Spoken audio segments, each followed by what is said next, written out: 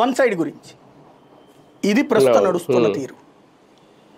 కానీ ఒకటిసారి ఇక్కడ అంటే ఈ సహకార బ్యాంకులు, ఈ సొసైటీ బ్యాంకుల్లో ఎక్కువ రాజకీయ ప్రోద్బలంతో నడుస్తాయి ఇవి. ఎందుకంటే ఈ బ్యాంకులకు సంబంధించిన చైర్మన్ అది రాజకీయ నాయకులనే ఎంపిక చేస్తారు ఒక రకంగా. దాని ద్వారానే ఈ నియామకాలు వీళ్ళు రాసినట్టు ఇందులో వీళ్ళ వాళ్ళని నియమించి అక్కడ కూడా కోర్టులు నొక్కేశారు.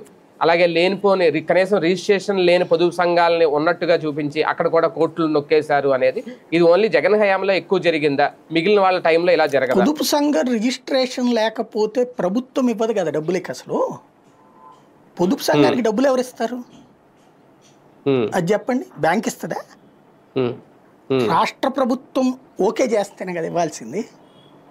అంటే నీకు ఒక 10 లక్షలు ఇచ్చారు అంటే ఏంటి ప్రొసీజర్ దాంట్లో? పొదుపు సంఘంలో మొదట 10 మంది సభ్యులు ఉండాలా.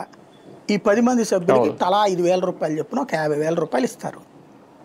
అది కూడా ఏంటి, వాళ్ళ పొదుపు ఇన్ని సంవత్సరాలని చెయ్యాలి. వాళ్ళు ప్రతి వారం డబ్బులు వెయ్యాలి. పొదుపు అకౌంట్ చూశాక ఒక ఏడాదో 2 ఏళ్ల తర్వాత ప్రభుత్వం ఇంతని లెక్క చెప్తుంది, ఇంతకి చెయ్యండి మేము అనేటటువంటి. దీంట్లో 2 రకాలు ఉంటుంది: 0 వడ్డీ రుణాలు, పావలా వడ్డీ రుణాలు, మామూలు పొదుపు. అంటే మామూలు లోన్స్ వచ్చేటప్పుడు రూపాయి దాకా వడ్డీ పడుతుంది, రూపాయి పావలా దాకా. ఈ పావలా వడ్డీ రుణాలంటే ఆ మిగతా డబ్బులు వడ్డీ